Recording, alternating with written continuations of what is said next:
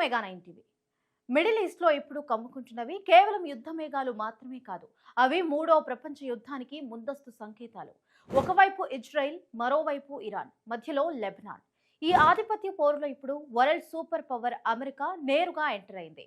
Donald Trump ఎంట్రీతో global politics లో biggest game మొదలైంది. Iran కు ట్రంప్ ఏకంగా ఒక డెడ్లీ అల్టిమేటం జారీ చేశాడు.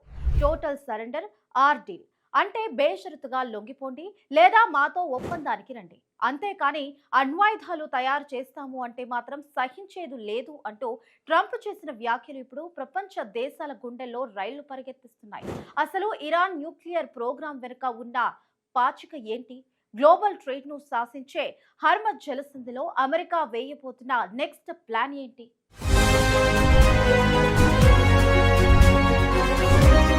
గ్లోబల్ పాలిటిక్స్ లో ఇరాన్ ఎప్పుడు ఒక టైం బాంబ్ లాంటిదే. ఇప్పుడు ఆ టైం బాంబ్ చేతికి న్యూక్లియర్ పవర్ వస్తే పరిస్థితి ఏంటి? సరిగ్గా అదే పాయింట్ ను టార్గెట్ చేశారు డొనాల్డ్ ట్రంప్. ఇరాన్ తన ఇంటర్నేషనల్ మిస్సైల్ టెక్నాలజీని, అణ్వాయుధ సామర్థ్యాన్ని పెంచుకుంటూ పోతే అమెరికా చూస్తూ ఊరుకోదని తేల్చి చెప్పారు.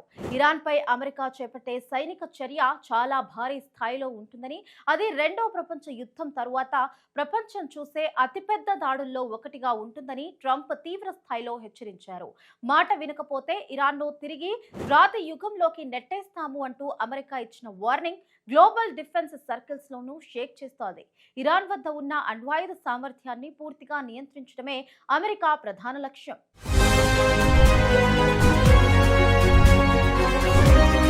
న్యూక్లియర్ టెన్షన్ అనేది కాయిన్ కి ఒకవైపు మాత్రమే. ట్రంప్ ఆగ్రహానికి, ఈ యుద్ధ వాతావరణానికి మరో అతిపెద్ద ఆర్థిక కారణం కూడా ఉంది.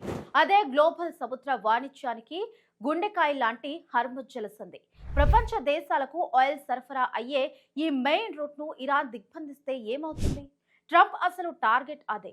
ఆ ఎకనామిక్ సునామీని ఆపడమే అమెరికా ముందున్న బిగ్గెస్ట్ టాస్క్. ఇరాన్ అమెరికా మధ్య వార్ వస్తే ముందుగా ఎఫెక్ట్ అయ్యేది గ్లోబల్ కమోడిటీ మార్కెట్లో.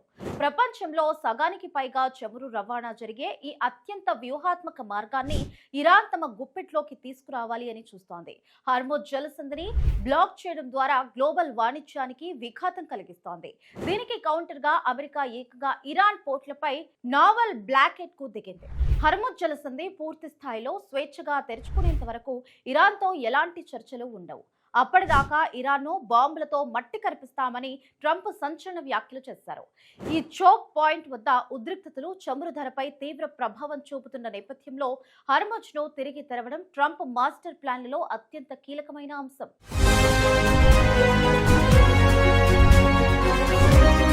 ఒకవైపు అటాక్ చేస్తే రాతి యుగంలోకి పంపుతాం అని డెడ్లీ వార్నింగ్ ఇస్తూనే, మరొక వైపు తనదైన శైలిలో ట్రంప్ దౌత్యానికి కూడా డోర్స్ ఓపెన్ చేశారు. యుద్ధం కంటే దౌత్యానికే ప్రాధాన్యత ఇస్తూ ఇరాన్తో మరోసారి చర్చలకు సిద్ధంగా ఉన్నట్టు ట్రంప్ ప్రకటించారు. ఈ భేటీలో పాకిస్తాన్, ఖతార్ వంటి దేశాలు మధ్యవర్తులుగా వ్యవహరిస్తున్నాయి. ఇరాన్ కూడా మరింత నష్టం జరగకుండా ఒప్పందం కుదుర్చుకోవాలి అన్న యోచనలో ఉన్నట్లు అమెరికాకు సంకేతాలు అందాయి. హర్ముజ్ జలసంధి పునః ప్రారంభం, ఇరాన్ అణు కార్యక్రమంపై ఆంక్షలు అనే రెండు ప్రధాన అజెండాలతో ఈ చర్చలు జరగబోతున్నాయి. ఒకవైపు న్యూక్లియర్ వెపన్స్, మరోవైపు హర్ముజ్ జలసంధి బ్లాక్ హెడ్. ట్రంప్ ఇచ్చిన ఈ సరెండర్ ఆర్ డీల్ అల్టిమేటం కు ఇరాన్ నిజంగానే తలొక్కుతుందా, లేక చర్చలు విఫలమై ఇరాన్ పై అమెరికా తన చారిత్రక సైనిక దాడికి దిగుతుందా? Let's wait and see.